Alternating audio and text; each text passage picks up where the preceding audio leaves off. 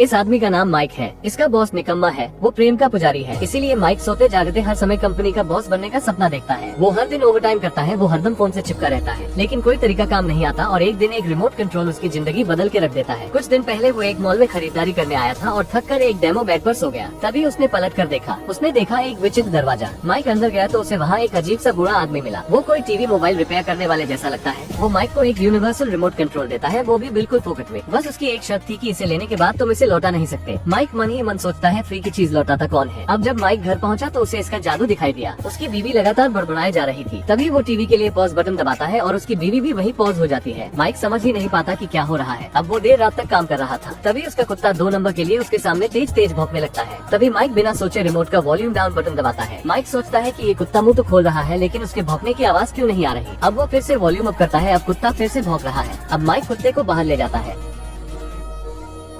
ये सब देखने के बाद माइक बूढ़े आदमी के पास वापस जाता है। वो उससे पूछता है कि ये क्या बवाल चीज है। बूढ़ा बताता है ये कोई ऐसा वैसा रिमोट नहीं, ये एक यूनिवर्सल रिमोट है जो हर चीज पर काम करता है और तुम्हारी पूरी जिंदगी को बदल सकता है, जैसे इसका प्लेबैक बटन, और तुम अपनी पिछली सारी घटनाएं अपनी आंखों के सामने होते हुए देख सकते हो। ये सब देखने और जानने के बाद माइक समझ गया कि इस रिमोट से वो कुछ भी कर सकता है। वो मिरर में अपना चेहरा देखता है, वो कलर एडजस्टमेंट बटन दबाता है और अब उसका चेहरा मनचाहा रंग बदल रहा है। उसे हल्क वाला कलर पसंद है। इस मैजिकल रिमोट कंट्रोल को पाने के बाद माइक जो चाहता है वो करता है। बच्चे शोर कर रहे हैं तो पॉज बटन दबाया और सब के सब गायब। अगर ट्रैफिक जैम में फंस गए तो फास्ट फॉरवर्ड बटन दबाया और फटाक से पहुंच गए ऑफिस के पार्किंग स्पेस में। कोई भी बीमारी या कमजोरी को बस एक बटन दबा के स्किप कर सकते हैं। लेकिन एक अजीब बात है, जब भी माइक फास्ट फॉरवर्ड करता है वो बीच के समय में क्या हुआ सब भूल जाता है। बूढ़ा आदमी समझाता है कि जब भी हम फास्ट फॉरवर्ड दबाते हैं हमारी बॉडी ऑटो मोड में चली जाती है। ये उस समय एक चलती फिरती लाश की तरह बन जाती है जिसकी कोई याददाश्त नहीं होती। अब इस रिमोट के कारण माइक का करियर तेजी के साथ बढ़ने लगता है। जापान का एक बड़ा क्लाइंट अपने लोगों से आपस में फुसफुसा रहा था। माइक उसका वॉल्यूम तेज कर देता है और उसकी लैंग्वेज को हिंदी में बदल देता है और वो समझ जाता है कि क्लाइंट क्या चाहता है। अब वो उनकी पसंद के प्रोडक्ट का सुझाव देता है और बात बन जाती है। अगले दिन माइक एक नई ऊर्जा के साथ ऑफिस पहुंचता है। सेक्रेटरी भी उससे प्रभावित है, लेकिन माइक का बॉस इतना कुछ होने के बाद भी अपनी घिसी पिटी बात दोहराता है। प्रमोशन तभी मिलेगा जब तुम प्रोजेक्ट को पूरा कंप्लीट करोगे। माइक को गुस्सा आ जाता है। वो पॉज बटन दबाता है और बॉस को ताबड़तोड़ 3 झापड़ मारता है।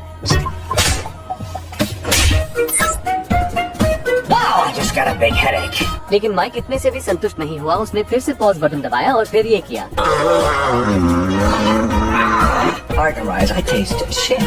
अब बूढ़ा आदमी माइक को समझाता है कि वो फास्ट फॉरवर्ड बटन का प्रयोग सोच समझ कर करे। लेकिन माइक जब घर पहुंचा, रिमोट कंट्रोल को देखकर वो खुद को फास्ट फॉरवर्ड बटन दबाने से नहीं रोक पाया और एक पल में वो अपने प्रमोशन की पार्टी में पहुंच गया। उसने नहीं सोचा था उसका बॉस उसे एक प्रमोशन देने के लिए पूरा 1 साल लगा देगा। उसकी जिंदगी का 1 साल भी नाटकीय ढंग से बदल गया, क्योंकि जब उसने फास्ट फॉरवर्ड किया तब वो ऑटो मोड में चला गया और अब उसके अपनी बीवी के साथ रिश्ते बिगड़ चुके हैं और बच्चे थोड़े बड़े से हो गए हैं। उसका कुत्ता भी मर चुका है और एक नया कुत्ता उसकी जगह आ गया है। माइक को अफसोस होता है। वो सोचता है कि वो अपनी बीवी को समय नहीं दे पाया। ऐसा सोचते ही रिमोट कंट्रोल खुद ही फास्ट फॉरवर्ड चला गया। अब माइक बूढ़े आदमी से पूछता है कि ये क्या चल रहा है। बूढ़ा आदमी बताता है कि इस रिमोट की खुद की समझ है। ये तुम्हारी इसे यूज करने की आदतों को रिकॉर्ड कर लेता है और जब तुम उन परिस्थितियों में होते हो तो ये खुद ही फास्ट फॉरवर्ड हो जाता है। जब कभी भी वो ट्रैफिक जैम में फंसता है या उसका बीवी से झगड़ा होता है या वो बीमार होता है तो रिमोट कंट्रोल उसे बताए बिना खुद ही फास्ट फॉरवर्ड बटन दबा देता है। अब माइक डर जाता है। वो इस रिमोट कंट्रोल को फेंक देना चाहता है, लेकिन बूढ़े आदमी ने तो पहले ही बता दिया था कि एक बार लेने के बाद इसे लौटा नहीं सकते। अब माइक चाहे जितनी भी कोशिश क्यों न कर ले, वो इससे पीछा नहीं छुड़ा सकता। अब वो अगले दिन सुबह उठा। वो इस कोशिश में लग गया कि रिमोट ऑटोमेटिकली फास्ट फॉरवर्ड न हो। वो नहाया भी नहीं, उसने ऑफिस जाने के कपड़े भी नहीं पहने और यहाँ तक कि वो अपनी साइकिल पर ही ऑफिस निकल गया। लेकिन जब वो ऑफिस पर पहुंचा तो पता चला कि बॉस रिटायरमेंट की बात सोच रहा है। उसने कहा कि तुम्हारी काम के प्रति सच्ची लगन देखकर लगता है आज नहीं तो कल तुम्हें ही इस कंपनी को संभालना ही है। अब प्रमोशन की बात आते ही ऑटोमेटिक फास्ट फॉरवर्ड एक्टिव हो गया। पलक झपकते ही माइक 10 साल आगे चला गया। अब वो एक हाईटेक बंगले में रहता है। वो कंपनी का सीईओ बन चुका है, लेकिन इसी समय के दौरान वो 250 किलो के मोटे आदमी में बदल गया। लेकिन मैजिक रिमोट कंट्रोल ने अभी भी उसका पीछा नहीं छोड़ा। वो इन 10 सालों में क्या हुआ सब कुछ भूल चुका है। वो देखता है कि उसका बेटा भी उसकी तरह मोटा हो गया है। वो सोफे पर पड़े हुए खाते हुए टीवी देख रहा है। अब उन दोनों के बीच में वो प्यार इज्जत भी नहीं रह गई। उसकी प्यारी सी छोटी सी बच्ची अब एक खूबसूरत जवान लड़की बन गई है। उसे अपने बॉयफ्रेंड से मिलने बाहर जाना है। सबसे बड़ा झटका माइक को तब लगता है जब वो देखता है कि उसे जान से ज्यादा प्यार करने वाली उसकी बीवी ने दूसरी शादी कर ली है। माइक सच्चाई को पचा नहीं पाता। वो उसके प्रेमी से भिड़ जाता है। फैमिली डॉग उसे नहीं पहचानता। वो उसके ऊपर हमला करता है और माइक को नीचे गिरा देता है। और जब भी माइक को चोट लगती है रिमोट कंट्रोल खुद ब खुद फास्ट फॉरवर्ड हो जाता है। अब जब वो होश में आता है 6 साल गुजर चुके हैं। अब बीवी भी जरा सी बूढ़ी हो गई है। वो माइक को देखने हॉस्पिटल आती है। माइक को कैंसर होने का पता चला है। उसे ठीक होने में 6 साल लग गए। डॉक्टर्स ने माइक के पेट का लाइपोसक्शन कर दिया है। उसका पेट अब नहीं है, लेकिन उसकी खाल लटक गई है। अब हॉस्पिटल से छुट्टी पाने के बाद माइक ऑफिस पहुंचता है। वो देखता है कि उसके बेटे ने न केवल अपना वेट कम किया है, बल्कि उसके पूरे काम को भी अच्छे से संभाल लिया है। वो एक अच्छा आर्किटेक्ट है।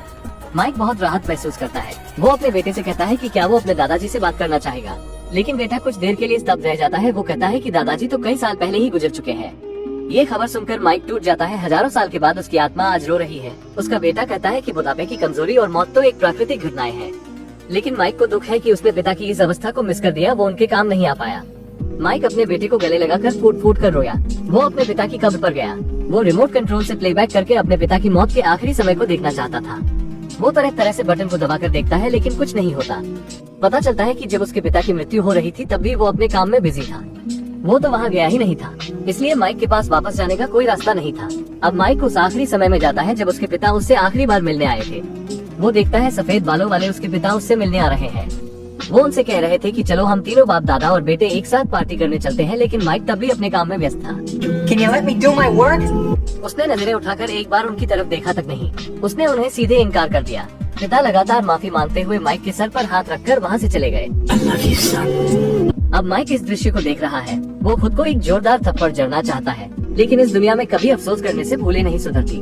वो केवल बार बार इस दृश्य को रिवाइंड करके देख सकता है। I love you, son.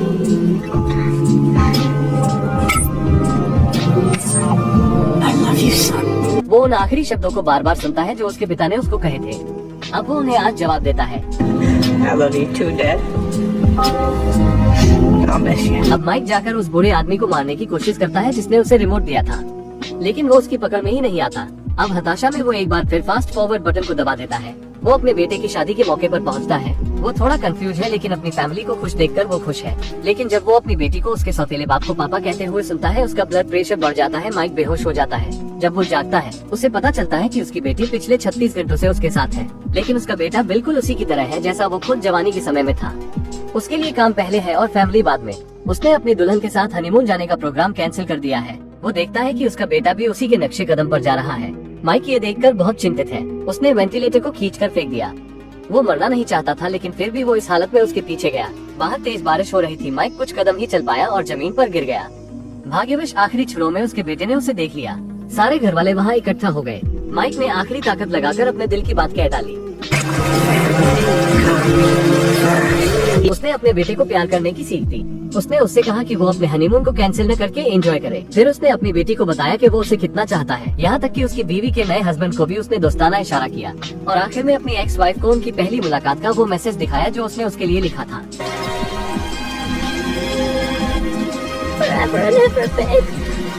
अब माइक हमेशा के लिए खामोश हो गया। लेकिन रुकिए, कहानी यहाँ खत्म नहीं होती। एक तेज सफेद रोशनी चमकती है और माइक डेमो बेड से उठकर जागता है। वो मॉल में है। पता चलता है अब तक जो कुछ भी हुआ वो बस एक सपना था। माइक दौड़ते हुए पूरे उत्साह के साथ घर पर पहुंचा। उसने अपने घर वालों को गले लगाया, उन्हें चूमा। वो बोला कि काम गया भाड़ में, चलो कहीं अच्छी सी जगह घूमने का प्लान बनाते हैं। तभी माइक को यूनिवर्सल रिमोट कंट्रोल टेबल पर रखा दिखाई दिया, जिसके बगल में एक नोट पड़ा था। ये उस बूढ़े आदमी का मैसेज था। मैं जानता हूँ तुम इस बार क्या चुनोगे। अब माइक बिना कोई विचार किए रिमोट कंट्रोल को कूड़ेदान में फेंक देता है। मूवी में लाइफ का रिमोट कंट्रोल दिखाया गया है, लेकिन वास्तविक दुनिया में ऐसी कोई चीज नहीं होती। हाँ, लेकिन जब आपको जिंदगी में शॉर्टकट लेने की आदत पड़ जाती है, तो परिणाम इसी तरह के भयावह होते हैं। और इस दौरान जो चीजें आप खोते हैं वो आपकी बर्दाश्त की सीमा से बाहर होती है। आज की कहानी यहीं तक थी। फिर मिलेंगे एक नई मूवी के साथ।